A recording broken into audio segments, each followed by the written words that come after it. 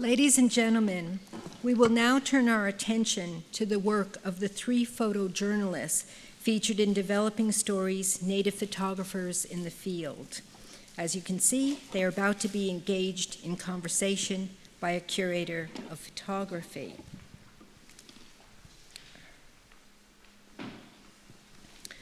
Donovan Quintero, photojournalist Donovan Quintero, was born, raised, and lives in the Navajo Nation. Donovan served in the U.S. Navy and after his enlistment traveled widely before returning to the Navajo Nation. Donovan got his start in journalism at the Gallup Independent and the Daily Times in Farmington, New Mexico. After a conversation with the legendary Dene photographer, Paul Natonaba, Donovan decided that he would be able to do his most meaningful work at the Navajo Times.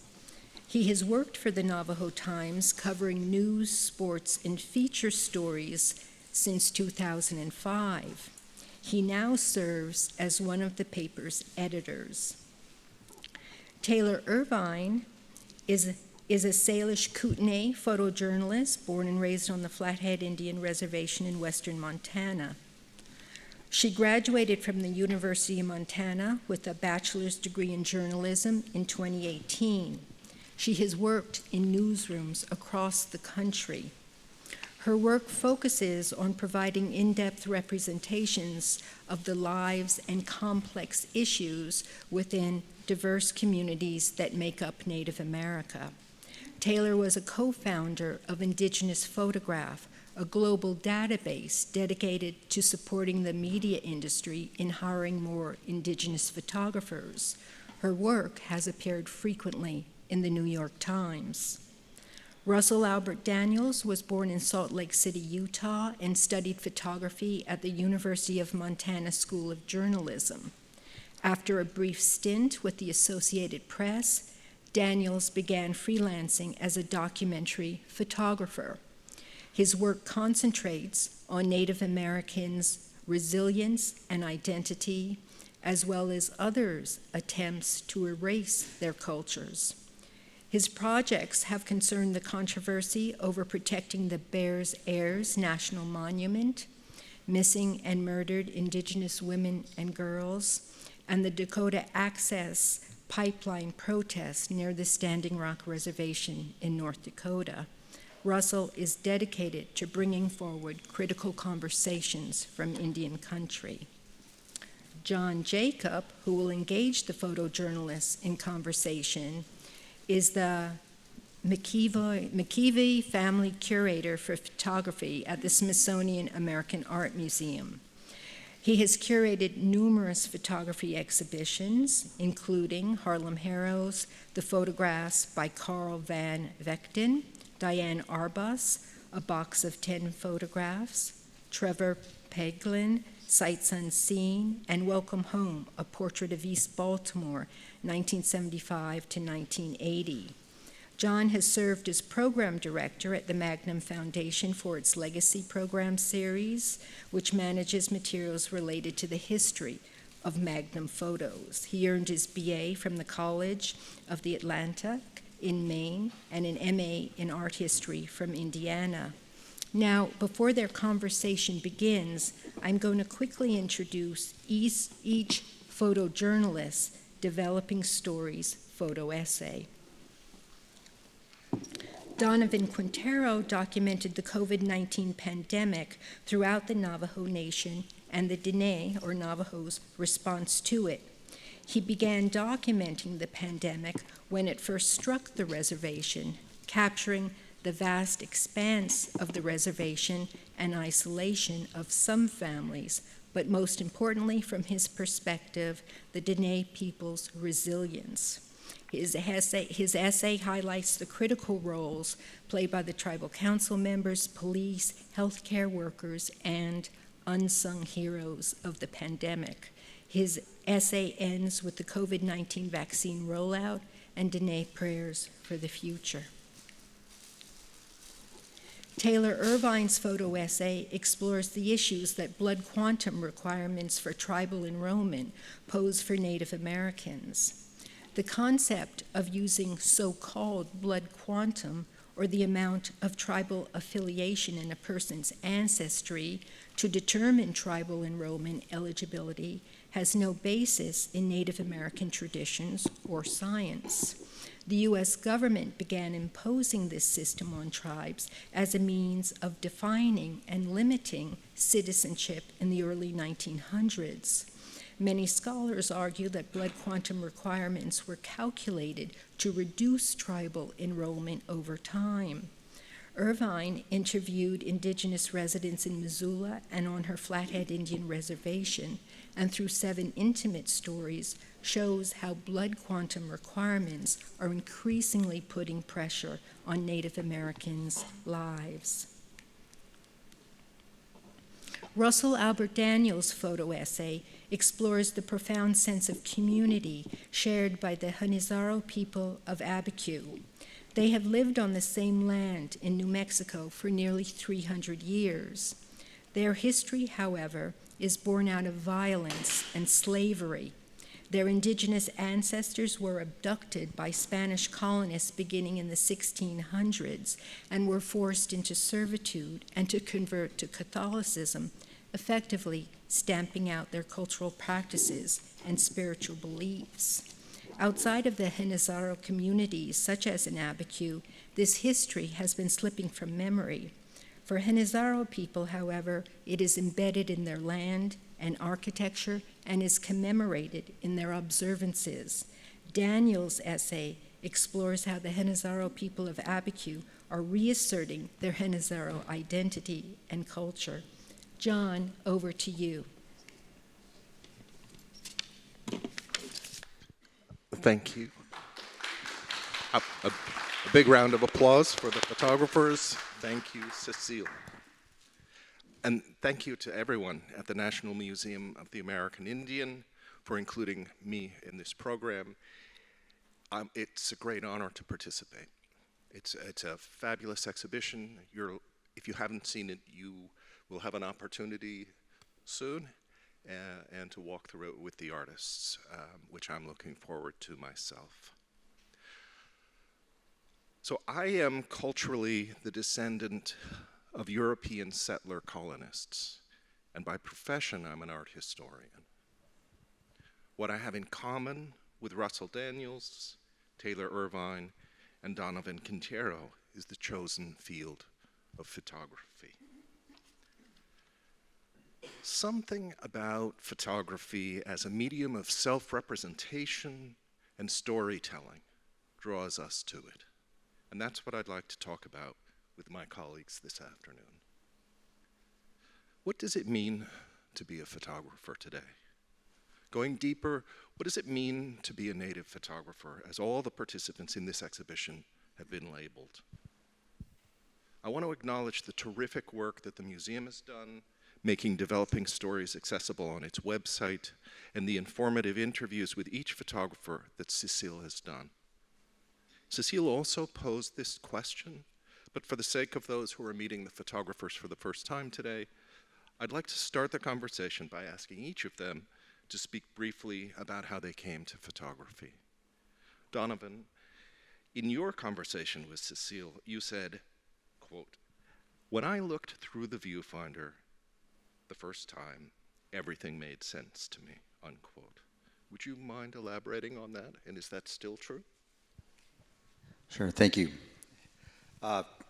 First, let me introduce myself. Shea Donovan Quintero and Shido the Nen Shlido Arizona Dayton Shati the Dinabana Sosebana Shase Ishkiri Ash Dito no Zogi Ash Ilto Belagonic Etchdo the Neck Etchago Ash. So that's how I introduce myself to everyone I speak to, or everyone I photograph, everyone I speak to when I'm writing a story or getting the photograph, because that's just how I learned. That's how I was raised to speak in my language. So that's what I do. And as far as, yes, the viewfinder, yes, I still find that to be such a fascinating place to be. It's like a little protection barrier. That's what I call it. You know, You know, first off, you know, the Navajo Times is why I'm there. I'm a mic for folks out there, for the brave people I photograph, for the brave people who are willing to share their tragedies, their triumphs, and whatnot. So, and I'm very appreciative of that. And so the viewfinder helps me be there and get close to them, and so I can speak to them and let them get to know who I am as a photographer, and that I am there to really just to be there to be their catalyst. So that's all I am. I'm merely just a vessel, you know. So that's how I view myself. Can we have the question? How to get into photography? Yes, how did you start out in photography? I think I started out because I'm kind of nosy and a little bit shy, and so photography is perfect for that. When I was a kid, my family got me like video cameras and digital cameras because that's the era that I was born in. And then it came into cell phones, which offered a really easy way to start getting comfortable with the cameras and taking photos of people. And then, you know, I decided like I really like this. I think it's a lot of fun, but everyone wants to be a photographer, I feel like. And so it's like, how do I get into that? And I ended up going to school at the School of Journalism in the University of Montana, and they make you take this gen ed requirement. It's like the history of media literacy, which I thought was gonna be so boring. But they had a chapter on photojournalism, and there was a particular image, Falling Man from 9/11, where this man is falling out of a building, and someone photographed it. And the way it kind of punched me in the stomach, you know, decades later, I thought that was really powerful, and I thought that's what I want to do to people. I want not to punch them in the stomach, but I want to have photography that's powerful, and I think photographs tell stories in a way that words can't. They cross languages, they cross cultures. It's really easy to understand what's happening in a photo, and I really like that part, so that's why I went into it. Russell? I approached photography kind of like a lot of other people in high school in the darkroom. I struggled a little bit with just communicating in general at a young age, and I was attracted to the arts. I wanted to be a drawer when I was a kid. I still want to be a drawer, like my friend Tom over here. And I definitely just, you know, I fell in love with the darkroom process. And now when I step back 35 years later and I look at that time period, I kind of see my process and my progress as a photographer in 3 acts, really. That first act is being in high school and loving the process and being able to communicate and just see things appear in the darkroom and having a tangible print. To the second act really would be kind of like, how do I use this? How do I tell a story with this? So it kind of went from the inside to starting to come to the outside. And I wanted to tell stories. I knew that there was power behind telling these stories, but I didn't quite have those skills. So I went to journalism school at University of Montana, and that helped me really refine my process and my idea and how to formulate a story. And I spent some time working in more of a photojournalism capacity. But I knew I wanted to do work that was even maybe a lot bigger projects, a lot more long-form documentary stuff, and maybe it moved beyond just the strict ethics of photojournalism. And so kind of the third act really is me taking out those first 2 periods and getting back in touch with my artistic sense and wanting to connect with my own personal history, my family's history, my indigeneity, and also realizing there's a responsibility here to go beyond what we know, what we've learned in school, and to decolonize how photography has been portrayed in the last 150, 200 years. And so I kind of, yeah, it's been a long process, and I've really enjoyed it, and it's been a struggle, and it's tough, but I love it. Thank you, Russell. When I started out in the early 1980s, photography had only just liberated itself from the print media, and just begun to find a home in art galleries and museums like this one. And photographers spoke about documents and they spoke about decisive moments, but people didn't talk much about stories. And one of the biggest changes in the last few decades, and I think one of the better changes in the last few decades, is the movement towards stories and a kind of a freeing up of the photographic movement as photographers more broadly have embraced the idea that photography is a narrative form rather than a simply objective form or truth-telling form.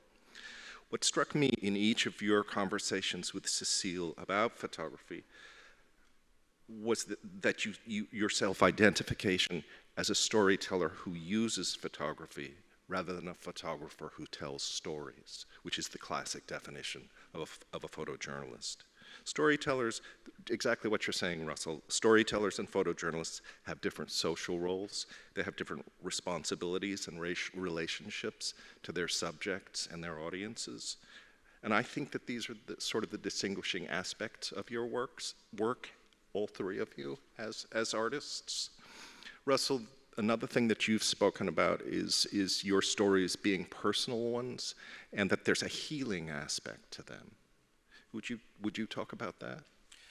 Yeah, it's the last 20 years of my work, as I mentioned, kind of moving into the storytelling process and moving beyond that into decolonizing and re-establishing a new narrative that was erased from our popular history. I mean, I feel like not only is that a journey for me, but also a journey for the people that I'm sharing it with, and I feel like that is powerful, and then in that power there's the healing that can go on with that, because once we recognize these things that we've been blatantly lied about, that's when the power to move beyond and the healing process happens. And so there's so much more to say about that, but I feel like that's the root, kind of the root of it all. Thank you. I think the distinction of telling personal stories with photography is important to both Taylor's and Donovan's work as well. Donovan's project relates the impact of COVID on the Navajo, his own extended family, and Taylor's project moves from the personal to the communal, from family to community, and then from the local to the universal, the story of blood quantum as a relic of colonialism, as evidence of enduring structural racism. It's a subject that should concern us all, but I don't see Native stories getting much coverage in the national press. Moreover, I think there's a substantial populist pushback against anti-racism, against decolonizing American institutions, especially in educational institutions grappling with the legacy of slavery and racism in the US. I wonder, I'm thinking about Taylor, but I wonder for all of you, how do Native photographers work around these silencing structures? And also, how have the internet and social media created new avenues for distribution of Native stories? Or conversely, have the productive intersections of Native and Black and other social justice movements brought new audiences to Native photographers? That was a lot of questions. Sorry. We can come back. To answer the last one, because that's the one I remember the best, I think social media has brought together large groups who share the same interest of, I guess decolonizing institutions, but it's not really decolonizing, it's just not being racist. Like, I think we have all these labels for these things, and we have a lot of big words that describe certain things, but the core of it is we just want truth and honesty and equality. It's not, art shouldn't be this big political movement, it should just be the truth. And I think with the social media, like Twitter especially and Instagram, journalists are held to a higher account now. In the past, journalists could just parachute in and tell really bad stories, and they could blatantly lie, and no one would tell the difference because there wasn't technology to be like, you could write a letter to the editor and eventually there'd be a correction or something. But now with technology and with Twitter especially, you're able to be called out. And I think that's really important for journalists, especially at these large institutions. I think if the New York Times messes up, they hear about it. There's a social media backlash. If something happens, there's instant. You're able to instantly connect with someone. You're able to email an editor. You're able to talk about it on Twitter or on Instagram, and it goes a lot farther, a lot faster. And I think that's for the benefit of our industry and journalists in general, where it holds us to a higher standard of accountability. And especially in my work, where I photograph my family, I realized while I was doing this project specifically, how protective I was of these images and their stories, and how fiercely I protected what they said and made sure that they had the quotes right and made sure they had everything in the right context. And from this work, it shows me how I should approach every assignment and every story. I should take this energy with every person I approach, and I think it makes me a better journalist for it. Thank you. Donovan and Russell, do you have, positive or negative uses of the technology? I remember covering, there's a snowball ski resort in Flagstaff, and that resort is located on one of our sacred mountains, not just Navajo, but a lot of other indigenous tribes in the area. So I was there documenting it, taking photographs, doing reporting. Of course, the protesters were getting, remarks and whatnot from people driving by, honking the horn, the bird and whatnot, if you know what I mean. So I'm standing there, and all of a sudden, a group of people drive by, and they started yelling at me, thinking I'm part of the group, because I happen to be Navajo. And I thought that was very interesting. The point to that is that I think that, like Taylor's saying, the truth, simplicity, just that's all we want, we don't. And like parachute journalists, who come in there, like you said, they really started doing that during the pandemic with the Navajo people. I think that, when I was asked to do this project, I was already documenting what was going on at home, informing the people of, of the dangers of COVID and what to do and whatnot. So I think that just being Navajo, being a traditional person, there's a lot of things that we're not supposed to do or not do.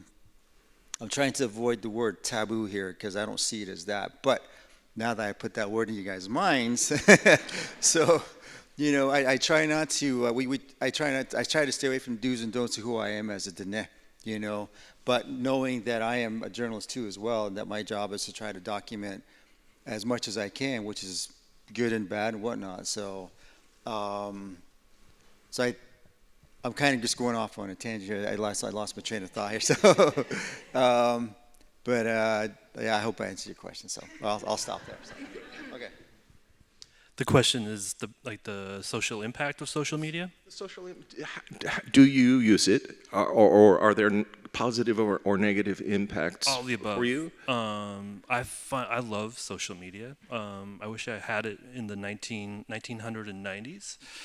And but it came around a little bit later. I really like the diary aspect of it, the day to day. I take a lot of photos, and it's a place for me just to blast them out, which is nice because like growing up, like I mentioned earlier, I spent many years in the darkroom, and I maybe showed like 3 people my boxes of prints, and they still are sitting in a closet. So it does have a lot of more positive things to add to the world, including access to the truth, access to information. One thing I really love about it, and that's selfishly has really added to my career. I wouldn't know Taylor. I probably wouldn't know Donovan anyways. He kind of doesn't have a social media. Besides the Navajo Times, which is one of the original social medias. But I'm part of a group of photographer, indigenous photograph, and this would not happen without being able to interconnect with Native photographers, not just in North America. There's a lot of us, that's where we started in North America, but now this group has gone worldwide to indigenous people. So that just wouldn't happen without social media, I feel like. I won't get into the negatives. I think we all know the negatives, really, but I love it. Yeah. Yeah, you know, by the negatives, I was actually thinking of what Taylor was said, that what is negative in a sense for the national press has been positive for others. And so in some ways, it's a productive thing. And what about, I was also thinking about the productive overlaps between the Native and so Black Lives Matter, for example. Have those overlaps created new audiences for your work? I don't know if it's new audience for the work, but I think especially in 2020 when we realized, like, or even back into 2016 during Standing Rock, I think we realized we're all fighting for the same cause. And previously we were all in our own little sectors trying to fight the same thing. And I think that's the point, is being separated, because separated we're not as strong. And I think in the last few years we realized, like, hey, we're all fighting the same fight. Like, when I covered Standing Rock protests, I was there for a few times every couple of months, and just seeing the Black Lives Matter protests and everyone like kind of intercept and be like, oh, this is all of our issues. Equality is all of our issues. And the same thing with like the George Floyd protests, and in 2020, like Natives were there too. And I think we're all realizing through social media and through this new ability to connect with each other that we are all fighting kind of the same fight. And so instead of being separate and kind of like apart, we're joining together. And I think that is one of the great things of social media. That's exactly what I was thinking. I think the other one too is really about the MMIW, Missing Murder Indigenous Women. There's lots of other acronyms for it, but I think for that one, there's lots of inequality in that as well. Meaning like Gabby Petito, for instance, right? Her story made national news. All of a sudden, the FBI and all types of law enforcement started searching for her, and unfortunately, they found her. But I think when it comes to MMIW issues, a lot of families out there are trying desperately, reaching out to anyone and everybody, asking for help, any kind of reassurance, And I think that for small community newspapers like the Navajo Times, really, we have been there as best we can, trying to tell their stories so that we could try to help them.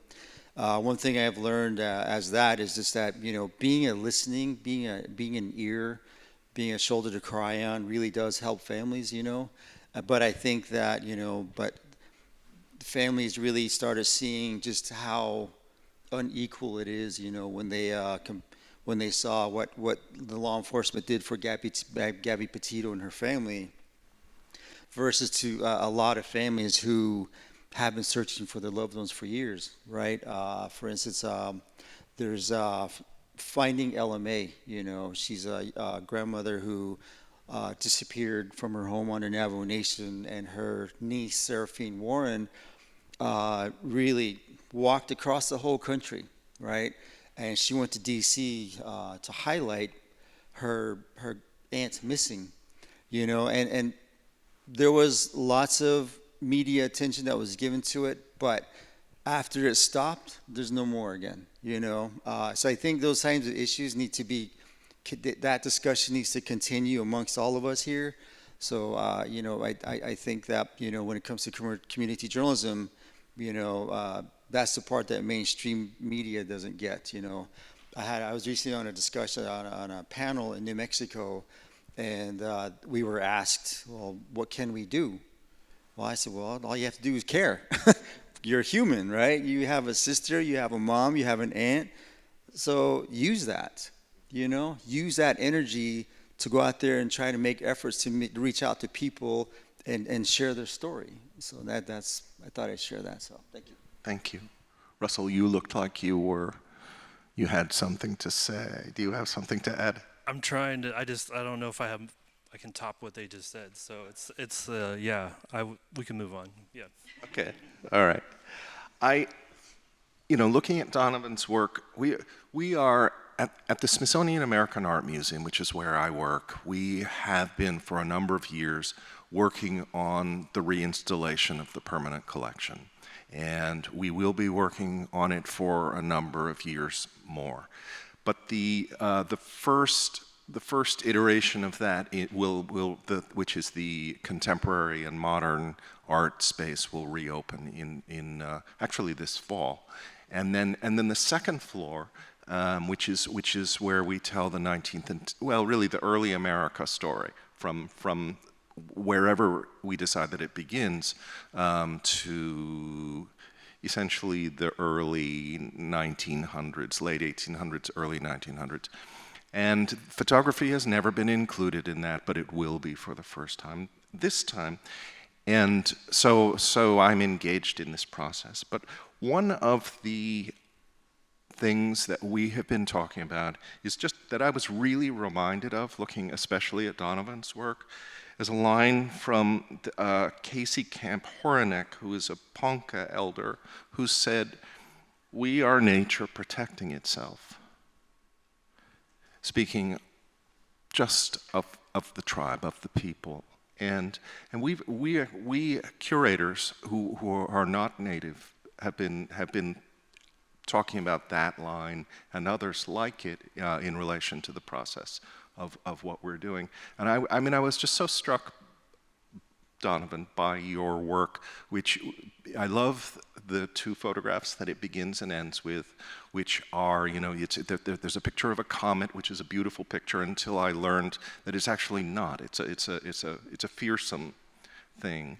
And then in the final picture, which is the sun shining on the mountains, that is, I learned that his people are praying and doing work in the mountains to ease the burden of COVID. So we've seen this really just wonderful photojournalism story, full of facts and details, but it's also full of signs and symbols that I might not have been able to read otherwise. And and it just kept resonating with this line of "We are nature protecting itself." So I don't know if you have anything to say about that, but I really enjoyed the story and reading, spending time with it. Thank you. You know, like you said, you know, the comment, you could say it's an omen, right? It's something that when you know, Navajos, I think everybody goes out there in the morning, they pray, they go out there, you know, and pray for good things and good life and so on, good health for themselves and their families and so on. And then they see this comet out there, you know, and from the stories I was told, from the research I've done, basically, you know, there was one prior to 1917, the 1918 influenza, and then there was another one prior to the 1864, 1868 concentration camp era. I call it Fort Sumner, Redondo, Bosque Redondo, and Fort Sumner, New Mexico. And then prior to that, there was another one before 1848, when the U.S. Government took hold of the territory in New Mexico and Arizona, I'm sorry. So every time they saw something in the sky that like a comet or falling stars, back then, you know, they would have prayers and songs to prepare for the future, because they would say there's something coming that's going to be impactful for the people, so we need to make sure that the future is protected. And so that when COVID-19 started coming, you know, in Navajo, the tribal government called it the Kosansagi na Alnigi na Seitsada, you know, the big cough of 2019 is basically how you translate it to. But there are other names for it, like Atishinachni or the Kosansagi, just by itself like that. So Atishinachni is something that spreads around. Of course, the other one is a big cough. So I think that's just the way, you know, my people have described it. You know, for instance, 1918, before 1918, there was a pandemic that took place with the Navajo people. So where hundreds of people, or at least dozens of people, had passed on, and of course 1917 happens. So from that time era, the Navajo people call it Atahasnid.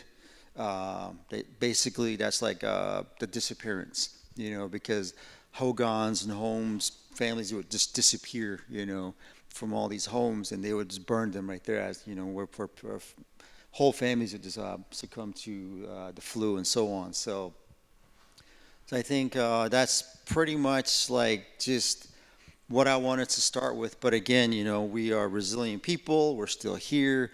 That is why I'm sitting here before you, to prove we exist.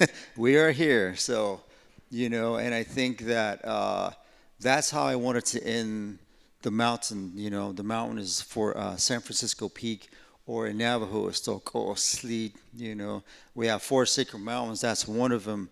Sisnachine is another one. The Bensa is another one. Sotzil is another one. So those are the 4 mountains that we live in right there, and that's what we pray to, and that's what protects us, and that we in turn also protect our environment too. So, and that's what we've been trying to do ever since. Of course, you know, after 1848, lots of things changed, federal policies and whatnot. So, but yes, that's how I wanted to end my photo essay. So, thank you. Thank you. And just as an aside, can you tell us about your T-shirt? Yeah.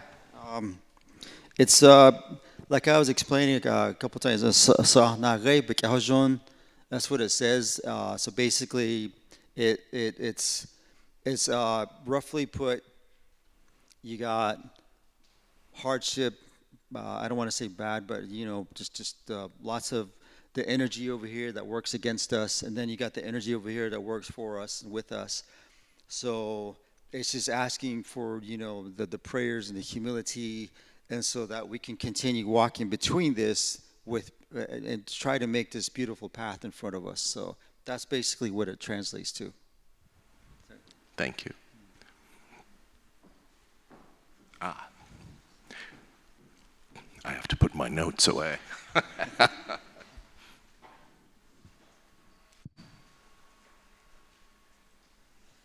Thank you. Thank you, 3. This was really fun. I've been looking forward to it for a long time. Okay, this is a question to any or all of you. How large or small is the community of young professional Native photojournalists? How large or small is the community of young professional Native photojournalists? I can go. I think when I first started as a journalist, it was very isolating and alone because I felt like it was so small. And again, I wasn't connected to enough, or I didn't know where to find people. And it was super isolating. You know, I'd be at a newsroom in Texas and be often the only Native person in the newsroom met before, or the same thing in Florida. And with that comes like a lot of ignorance and a lot more work, especially for an intern. And then it was called Natives Photograph, but Indigenous Photograph, an organization that I co-founded, connects Native journalists from across the country. And I think once that started getting the ball rolling, I felt a lot more connected, and I realized that there's a bunch of us around the country. It was just difficult to find and nurture and get the same opportunities that other journalists had. So I think after this organization really took off is when I found kind of like my people and that support network that I was looking for, where I could complain about things that happen in newsrooms, or complain about the way this headline was framed, or this caption was changed, or that I don't have the same opportunities, or how I get there. And I think this organization really works hard to connect the journalists across, it was just North America, but now it's worldwide, and teach them how to apply for grants, teach them how to do their taxes, teach them all the questions that we don't have answers to because we're often the first journalists in our family, for me. Do either of you, you're settled with that answer? That's a great answer. Well, I'll shamelessly put in a plug for the Navajo Times. We are looking for photographers, so NavajoTimes.com. So please reach out to us. I think that, you know, I think photojournalism, you know, the discipline that's involved, at least in my opinion, how I was trained, is that, you know, it's a very strict thing. You have to adhere to the ethics that are involved in it. You know, I was just explaining to Russell earlier, you know, or I think it was last night, you know, if you see something on a table, you don't like it, you leave it alone, you know. And if someone says, how do you want me to pose? Of course, just pretend I'm not here, just keep doing what you're doing, you know, and just pretend I'm not here. That's pretty much how I approach, you know, this business that I'm in. And I was just explaining to you yesterday, I believe it was, you know, that like to be a photographer, you know, photojournalist, you know, you have to be quiet, kind of observe and so on. But then as a reporter, what I learned is you have to be an extrovert. You have to be like nosy, you know, you have to be talkative. And of course, you do your research, you ask your questions and so on. So I think I've learning that process, you know, and then trying to teach that back to people, because a lot of the younger people want to go out there. They want to go see the world, which is, I totally support that. But I ask that, you take this experience, this wisdom, and if you choose to stay out there, in the world, consider becoming an editor, right? So that, your indigenous teachings and everything that you grew up with, you can put it into the upcoming journalists, So that's what I say to a lot of people. I'm a member of the Society of Environmental Journalism, and it's one of the things, the challenges that I've come across is that, trying to talk about community journalism with a lot of the professionals out there who work with mainstream media, and we bump heads sometimes, so it's kind of interesting how that happens, but yet we're all supposed to be journalists, we're all supposed to be telling stories and whatnot, taking pictures, but I think, again, when it comes to indigenous reporter, indigenous photojournalist, I think if they should go out there and see the world, get the experience and bring it home so that they can empower their people that much more. So that's what I hope will happen, because I'm looking to replace myself, Photojournalism is a young person's game, these knees, my ears, my back.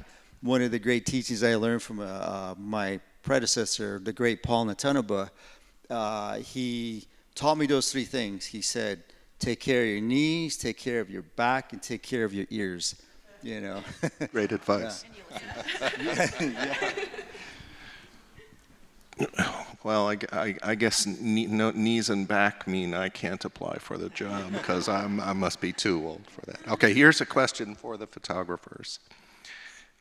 How did your work on this exhibition change your understanding of yourself and your communities? Good question. My project started, many decades ago, with the realization when I was young, I was told stories of my ancestor Rose, who was Dene, and she was taken captive in roughly the mid 1800s and taken captive by White River Utes and trafficked back up into Colorado, northwestern Colorado. And I knew this story growing up. I knew she lived to be an old age, but I had many questions. We weren't taught this information. We weren't taught this in school about Native American slavery. We weren't even taught about Spanish colonialism being so close to where I live in Utah.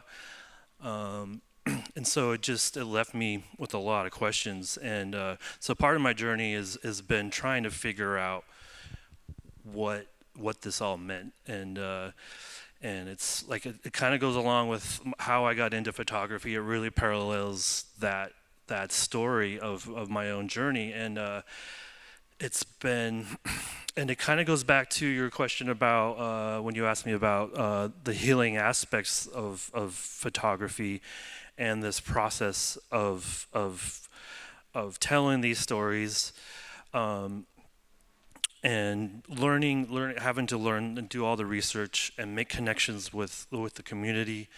It's been an incredible process, and it really started taking shape maybe 10 years ago. There's I don't know if you all have seen the exhibit yet, but my project's about the legacy of Spanish colonial enslavement of Native Americans in the Southwest. Really, that started in 1492 when Columbus came into the hemisphere here, and the last northern settlement of the Spanish Empire was northern New Mexico, and that's where my project takes place. And I wondered so with all my research, I've found out why there was slavery, why the Spanish were here, and I started to adventure down into the Southwest, more so into New Mexico, and I ended up, one of the principal communities that I kept reading about was Abiquiu. And as we all know, Abiquiu's more known for Georgia O'Keeffe, and who I proudly left out of my project. I love her work. I love what she stood for. But she was, I believe, from here in New York City. But everyone, when they think of Abiquiu or northern New Mexico, they think of Georgia O'Keeffe. And it's quite, it goes hand in hand with how the colonizer has laid out our history for us. Not to say that she was part of that, and most of that of her history is just a myth. But really, in the end, the story that was missed at Abiquiu, there's multiple stories there, and there's a community there that I discover, or I didn't discover, but I became friends with, and they invited me in. I told them my background story about Rose, who was taken in the 1800s, and I told them I was trying to tell a story about this legacy, and this community just opened their arms, and they really allowed me to come in, and I've been working there off and on for the last 4 years, and it's opened up to a bunch of other communities that are very similar to the Hanisoro people at Abiquiu. So yeah, it's been a long, many decade journey for me to get to this project, and thank you for asking that question. Shall I repeat the question? How did your work on this exhibition change you or your understanding of yourself and your communities? This project was deeply personal for me because it's kind of about, it came from my life. So growing up, you're always asking like, oh, what's your blood quantum? Can I date you? Like, we knew, me and my sisters knew, my sisters are here, by the way, that we had to find someone within our tribe to date or our children wouldn't be enrolled. And that was just something that was just always talked about. Nothing like, it didn't in this one moment, it was just something we knew growing up. And so growing up, when we date, people are like, oh, like, what's your blood quantum? Would our kids be enrolled? And I didn't know how weird that was until I got older and realized no one else did that. Like, you go to college and people date whoever they want, and they're free to do it. I mean, and so for me, reflecting on this project, it was really interesting because you got to see how other people thought. Because, my family thinks one way, but we're just one Native family. We don't speak for everyone. I don't speak for everyone, for sure.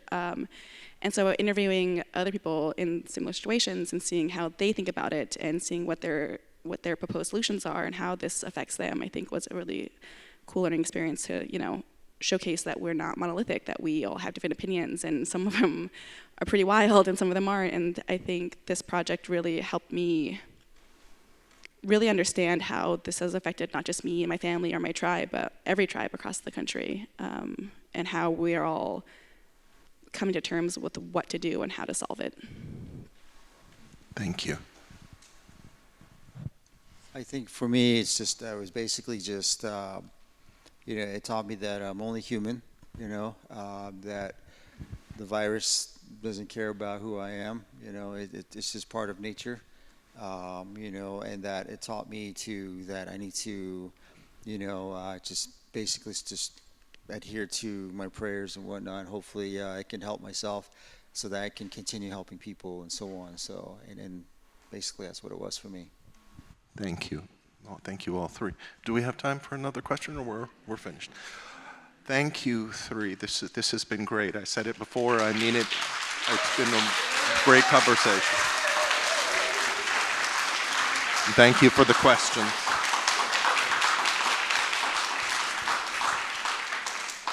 Yes, thank you, Russell, Taylor, Donovan, and John. Thank you all very much.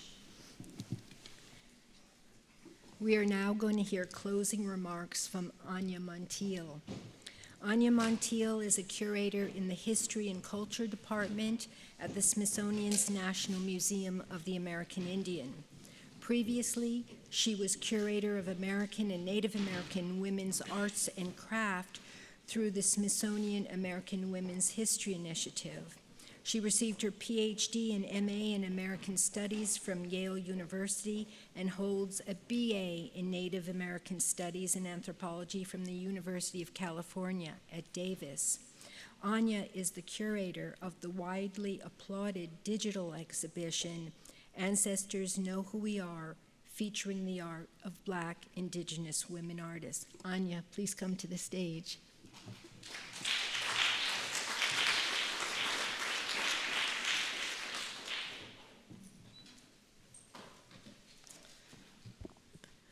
Thank you for that introduction. I would like to thank all the speakers, artists, and scholars for their thought-provoking discussions and for sharing their art and process with all of us here in this auditorium and in the live stream realm. Yesterday, I spent time in the Developing Stories Gallery. As you may be aware, during the height of the pandemic, the National Museum of the American Indian closed to the public for several months. The Developing Stories project changed from being an in-gallery exhibition to a digital one on the museum's website. It was remarkable how the museum staff shifted the text and the images to the website in a way that still felt direct and personal. Cecile and her team knew that the exhibit couldn't be delayed for months and months and possibly years, and that our visitors needed to have these visual stories, and they needed to learn about the issues affecting Indigenous peoples. Now that the exhibit has opened in the museum's gallery space, I am overwhelmed by seeing all the photographs again. They are familiar, but new, and of course the scale is different from looking at the images on my very small laptop to having some images span across the wall. I can view the relationships between the images and see 5 images at once on a wall. I can also see the relationships, the similarities and differences between the 3 photographers and how they're using light and shadow with the human form, interior spaces, and landscape. Moreover, I can witness the relationship between the photographs and our visitors. Yesterday in the gallery, I was able to hear conversations between visitors reacting to the photographs, pointing out what they saw, relating the images to something they had seen before, or maybe something they had never seen before. And as museum folks, it brings us so much joy to observe visitors reading the text and discussing the art. And I noticed surprise from visitors because they were seeing images they had never viewed before. I began as a student of Native art in the early 1990s. I am Tohono O'odham and Mexican, but I grew up in California. I attended the University of California at Davis because a family friend said it was a good school. But I was young and a first-generation college student, and I didn't realize how significant it was to attend a university with a full Native American Studies department and mostly Native faculty, and one that had a campus museum dedicated to Native art. My art professor was a working Native artist, and he often brought other Native artists to class to talk about their work. 17 years ago, and I still can't believe it's been 17 years ago, I returned to the University of California at Davis to attend the International Indigenous Photographers Conference, organized by Muskogee Seminole and Dene photographer Halea Sinajini, and museum curator and scholar Veronica Pasalakwa. I was a mere listener, attending sessions and hurriedly jotting notes for each talk. In attendance, there were Indigenous scholars and photographers talking about early Indigenous photographers such as Benjamin Haldane, a Tsimshian photographer who had opened his own professional portrait studio in Metlakatla, Alaska by 1899. At the same time, there was Jenny Ross Cobb, a young Cherokee student in Tahlequah, Oklahoma, who began photographing her community. Or John Leslie from Puyallup at the Carlisle Indian School, who sold his photography and published a book of his works in 1895. That conference demonstrated the importance of centering the indigenous photographic presence.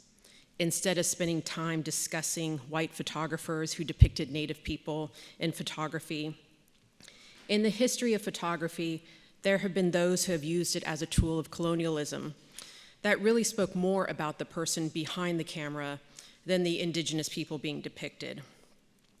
And today I have been so fortunate to attend this symposium and again to listen to Tom Jones, to Naya McKnight, to Donovan Quintero, Taylor Irvine, and Russell Albert Daniels. In 2006, Sinajini spoke about how indigenous photography speaks to connection to the sacred, connection to community, connection to land, connections to visions of strength, and a steadfast vision of continuance. I see the same commentary and responsibility in the work of the indigenous photographers who spoke today. To see images of indigenous people living their everyday lives. The images are personal and testimonies to the range of contemporary experiences. I noticed so much about community that really stood out to me today. How these images exhibit community amongst indigenous people, whether at powwows, the urban environment, ceremonies, and in their homes. And the power of the knowledge and authority held by indigenous artists who photograph and represent their own communities. As a curator at the National Museum of the American Indian, there are many things I want. I want visitors to learn histories that were not told to them in schools. I want them to understand the term sovereignty. I want them to see the vibrancy and continuance of cultural lifeways. I want them to see artworks by indigenous people across the hemisphere and realize that there is no one style of Native art. But really, when I am asked what I want as a curator at the National Museum of the American Indian, I say that I want indigenous people to see themselves in our galleries. This exhibit and today's program shows why that basic responsibility is imperative. By centering indigenous worldviews and the voices of indigenous artists, especially through these visual stories, it is a transformation towards, and I'm bringing up what Taylor said today, of really radical truth, honesty, and equality. Thank you all for coming, and please, I can't wait for you to see the exhibition. Thank you.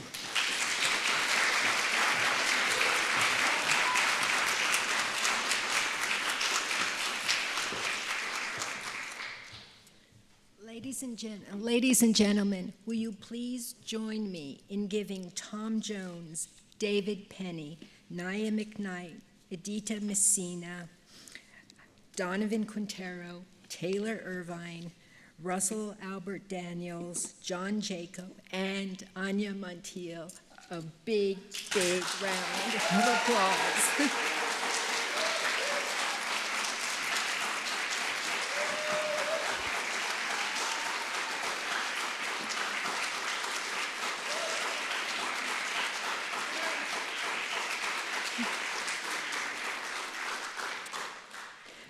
This concludes our online program. Those of us present can now head one flight upstairs to the Developing Stories Native Photographers in the Field Gallery, and Taylor, Russell, and Donovan will walk us through their respective photo essays. Please come. And thank you for coming out today.